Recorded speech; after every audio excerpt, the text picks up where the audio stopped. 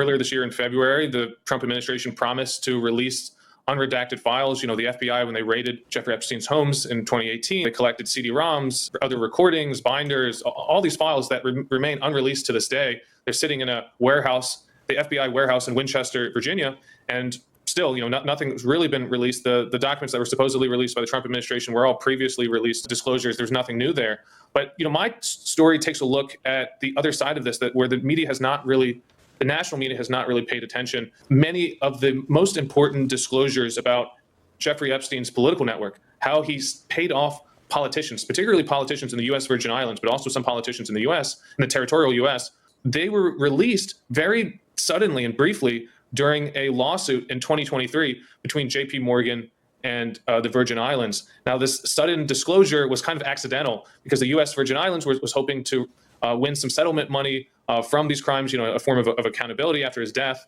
And they really did not expect it. But J.P. Morgan hit back hard, and they countersued and alleged that the island officials were far more complicit in Jeffrey Epstein's criminal operations. And from those disclosures, we got hundreds of emails, depositions, and other documents showing how Jeffrey Epstein kind of methodically paid off local politicians, customs agents, various governors, and law enforcement agents to receive exemptions from the sex offender list in the Virgin Islands to travel back and forth as he was bringing young girls, ages between 12 and 15 to his island. Custom agents saw that and looked the other way. That they refused to check on their safety.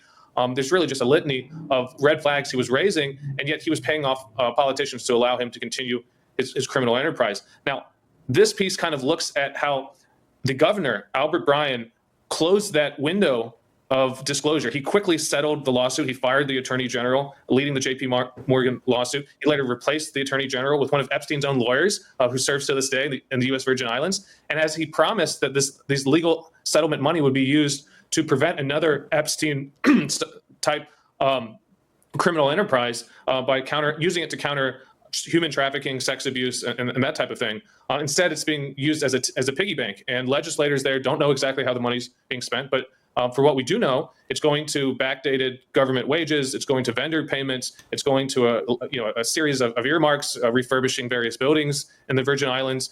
There's very little transparency on how this money is being used, and it's an ultimate irony or perhaps an injustice that the governor who now controls these funds is almost $250 million of money was part and parcel to the Epstein enterprise. He was receiving regular donations, gifts from Epstein. He was the one responsible for giving Epstein special tax breaks, and then later pushing for his exemption from the sex offender list.